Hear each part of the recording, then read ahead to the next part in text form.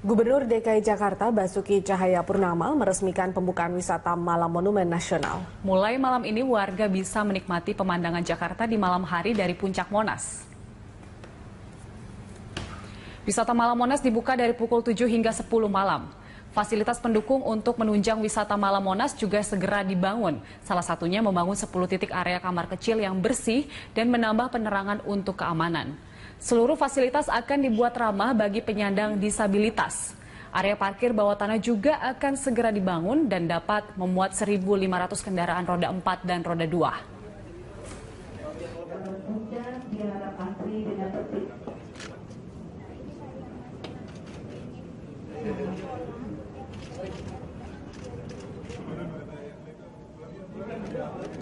Tambah lampu semua, termasuk 1.000 lampu untuk di bawah pohon. Nah, saya ingin Monas ini seperti siang hari. LED juga saya coba hitung tuh dulu. Nah, termasuk yang air mancur menari yang dulu mau kita hidupkan kembali dengan protes. Nah, terus kita mau bangun PKL lagi untuk di dekat Gambir. Jadi Lenggang Jakarta nanti saya pengen harga PKL di luar sama dalam sama. Mereka kita yang bantu. Terus kita juga akan segera bangun 10 lokasi titik untuk toilet yang ramah di sini. Gubernur DKI Jakarta Basuki Cahayapurnama atau Ahok akhirnya menjawab polemik seputar kewajiban tambahan kontribusi kepada pengembang reklamasi Pantai Utara Jakarta. Ya, Ahok menyatakan tidak akan membuat peraturan gubernur jika DPRD tetap ngotot menurunkan kontribusi pengembang reklamasi dari 15% menjadi 5%. Menurut Ahok, tambahan kontribusi pengembang reklamasi sebesar 15% dari luas wilayah harus masuk dalam Perda tentang rencana tata ruang kawasan strategis Pantai Utara Jakarta. Karena jika dilempar ke gubernur untuk ditetapkan melalui Pergub, bisa dimanfaatkan pihak tertentu untuk kepentingan politik ataupun juga kong kali kong dalam mendukung calon gubernur mendatang. Karena itu Ahok menyatakan akan menunggu DPRD baru tahun 2019 jika DPRD yang sekarang tetap ngotot menurunkan atau menolak tambahan kontribusi pengembangan reklamasi sebesar 15%.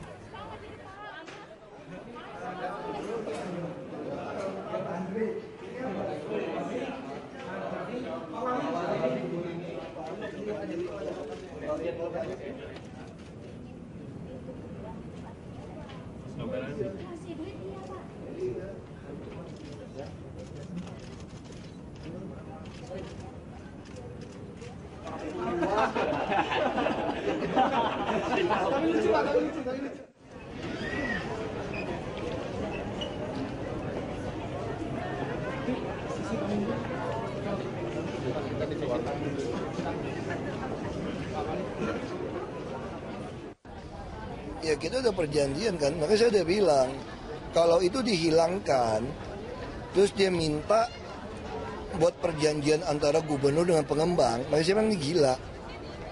Nggak bisa dong, kalau mau resmikan ya diperdakan dong, ya nggak masa saya mesti ditekan PKS dengan pengembang. Terus apa mikir pikirannya supaya ngalahkan saya ganti gubernur bisa deal. Ini bahaya nih, ini bisa bahaya sekali. Ini kalau dilempar ke gubernur, ini bisa jadi bahaya. Ini bisa ada partai politik nawarin ke pengembang yang nakal misalnya, kalau kamu dukung calon saya nih, kalau bukan Ahok lagi gubernur, pasti kita ubah.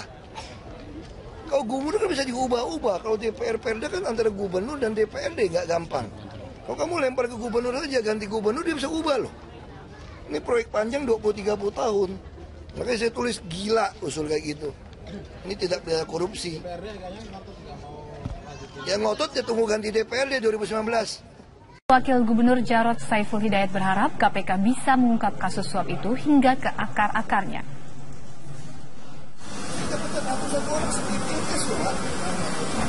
Gubernur DKI Jakarta Basuki Cahayapurnama mengaku siap dipanggil KPK terkait kasus suap raperda reklamasi yang menjerat anggota DPRD DKI Jakarta Muhammad Sanusi dan Dirut PT Agung Podomoro Land Arisman Wijaya.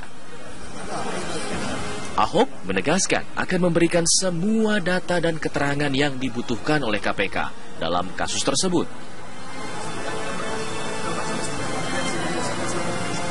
Selain itu, Ahok juga memberikan komentar terkait pencekalan terhadap pemilik PT Agung Sedayu Group, Sugianto Kusuma, alias Aguan oleh KPK dalam kasus yang sama.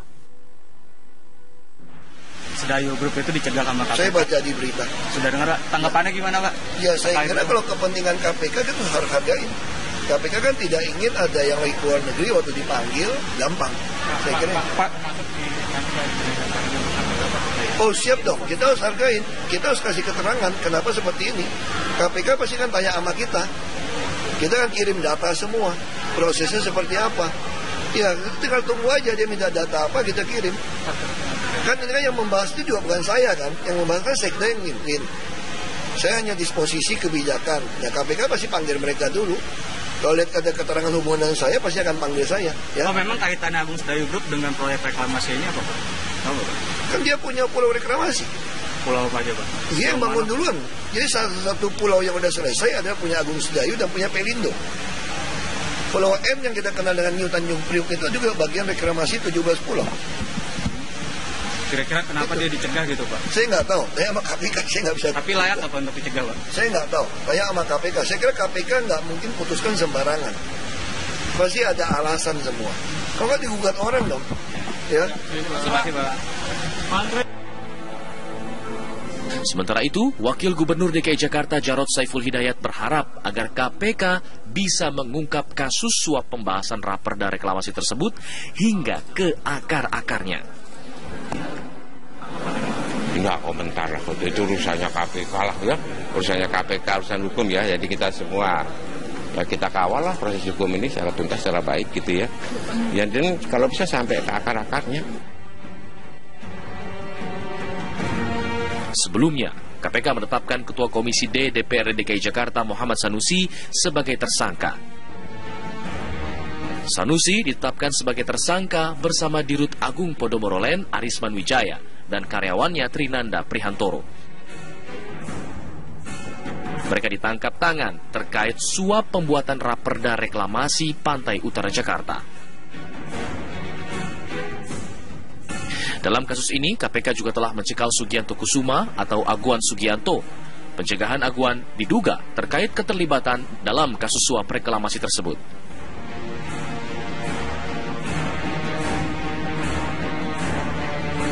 Dari Jakarta, Fahmi Dwi Sutrisno, Rian Syahrul, TV One mengabarkan. Reklamasi pesisir dan pulau buatan di Teluk Jakarta menuai perdebatan. Saya alhamdulillah tidak pernah berbuat masalah bagi pantai. Saya tidak pernah berbuat tidak senonoh. Saya tidak pernah mencuri dan korupsi. Saya tidak pernah berbuat melanggar hukum dan etika. Saya tidak pernah.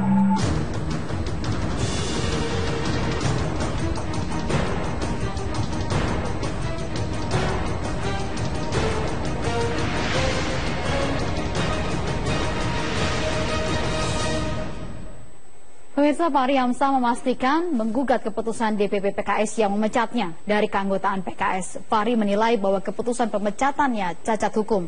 Dan dalam keterangan persnya, Fahri yang juga merupakan Wakil Ketua DPR menegaskan tidak terima dengan keputusan DPP PKS yang memecatnya. Fahri menilai sejumlah pimpinan PKS melakukan upaya terencana untuk menjatuhkannya dari partai. Dan menurut Fahri terdapat keanehan terkait dengan keputusan pemecatannya, yaitu pengadu, penyelidik, penyidik, penuntut dan juga hakim yang mengusut serta menyidangkan kasusnya adalah orang yang sama, yaitu Presiden PKS Sohibul Iman. Karenanya Fahri segera menggugat DPP PKS ke pengadilan terkait dengan pemecatannya. Fahri menegaskan tetap akan menjabat sebagai pimpinan dan anggota DPR selama langkah hukumnya berjalan. Ya. Saudara Sohibul Iman juga menandatangani pemecatan saya tanpa sengketa. Jadi dia adalah pengadu. Dia juga yang membentuk ini penyelidik, penyidik, dan dia juga menjadi hakim, dan dia juga menandatangani pemecatan. Ini luar biasa ini. Padahal jelas dalam ADART partai juga tidak boleh merangkap jabatan. Dia akan melakukan gugatan. Kalau kita melakukan gugatan, maka seluruh proses yang lainnya harus berhenti. Dan ini yang saya lakukan. Ya. Sementara itu, DPP PKS membenarkan bahwa telah mengeluarkan keputusan pemecatan terhadap kadernya yang juga merupakan Wakil Ketua DPR Fahri Hamzah. PKS mengaku siap untuk menghadapi gugatan Fahri Hamzah terkait dengan keputusan pemecatannya. Menurut Ketua Departemen Hukum DPP PKS Zainuddin Paru, keputusan pemecatan Fahri Hamzah sudah sesuai dengan prosedur dan Fahri dinilai melakukan 23 poin kesalahan sehingga Mahkamah PKS memutuskan untuk memberhentikan Fahri dari semua jenjang keanggotaan PKS. PKS juga membantah adanya kelompok internal partai yang sengaja ingin menghabisi karir Fahri. Zainuddin mengatakan bahwa perilaku yang dilakukan oleh Fahri tidak sesuai dengan karakteristik dari PKS. Contohnya cara berkomunikasi Fahri di dalam internal ataupun publik yang dinilai kontroversial dan juga kontraduktif. Padahal PKS telah melakukan beberapa kali menasihati Fahri, namun tidak ada perubahan. Dan menanggapi gugatan hukum yang diajukan oleh Fahri Hamzah, PKS siap untuk menghadapinya dan sudah menyiapkan jawaban terkait dengan pemecatan Fahri. Terkait gugatan hukum yang sudah disampaikan oleh Pak Fahri akan sampaikan gugatan ke pengadilan, secara prinsip kami sudah siap untuk menghadapi itu, termasuk jawabannya juga sudah ada, tinggal nanti ketika di pengadilan akan kita buka dan pengadilanlah yang akan membuktikan kebenaran dan sejauh mana bukti-bukti yang akan kita sampaikan di sana baik oleh pihak Pak Fahri maupun oleh kami dari pimpinan PKS, dan itu menjadi kewenangan majelis hakim untuk memeriksa, mempertimbangkan dan memutuskan. Pemecatan Fahri Hamzah dari keanggotaan PKS secara otomatis berdampak pada posisinya sebagai Wakil Ketua DPR. Meski demikian, pimpinan DPR mengaku belum bisa untuk membahas pergantian Fahri karena belum menerima surat pemberitahuan pemecatan. Dalam surat berlogo PKS tertanggal 11 Maret 2016, Fahri Hamzah dipecat dari seluruh jenjang keanggotaan Partai Keadilan Sejahtera.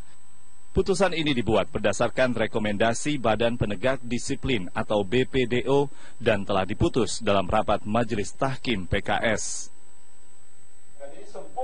Fahri Hamzah menyatakan baru menerima surat pemecatan pada hari Minggu malam. Ia mengaku tidak mengetahui secara pasti alasan pemecatan. Seberat apakah dosanya sehingga saya layak diambil seluruh jenjang keanggotaan saya. Saya alhamdulillah tidak pernah berbuat masalah bagi partai. Saya tidak pernah berbuat tidak senonoh, saya tidak pernah mencuri dan korupsi. Saya tidak pernah berbuat melanggar hukum dan etika. Saya tidak pernah.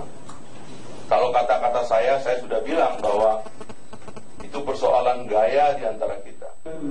Pemecatan Fahri Hamzah dari PKS berpengaruh pada posisi Fahri di kursi Wakil Ketua DPR karena tidak lagi memiliki legitimasi politik. Karena dia adalah kader partai dan mereka di DPR itu adalah wakil partai, maka ketika ada keputusan ini, ya dia sudah kehilangan legitimasinya sebagai legitimasi politiknya untuk memimpin. Karena itu menurut kita sebaiknya Fahri Hamzah nonaktif dulu. Begitu, karena itu punya konsekuensi pada keputusan-keputusan yang dibuat nanti. Hingga kini, surat pemberitahuan pemecatan Fahri Hamzah belum diterima pimpinan DPR, sehingga belum dapat diproses di rapat pimpinan. Namun Ketua DPR Ade Komarudin menegaskan, jika nantinya ada pergantian pimpinan, maka akan dijalankan sesuai prosedur yang berlaku. Saya belum bisa jadikan patokan untuk memberikan komentar terhadap masalah itu. Yang jelas itu masalah masih pada ranah internal. Kemudian pada ranah internal itu mengemuka ke media dan belum ada kaitan secara resmi dengan Dewan Perwakilan Rakyat. Berdasarkan Undang-Undang MD3, pimpinan DPR saat ini ditetapkan secara paket dan bersifat tetap selama 5 tahun. Namun pimpinan DPR dapat diganti dari jabatan jika meninggal dunia, mengundurkan diri, dan diberhentikan. Tim Liputan, Metro TV.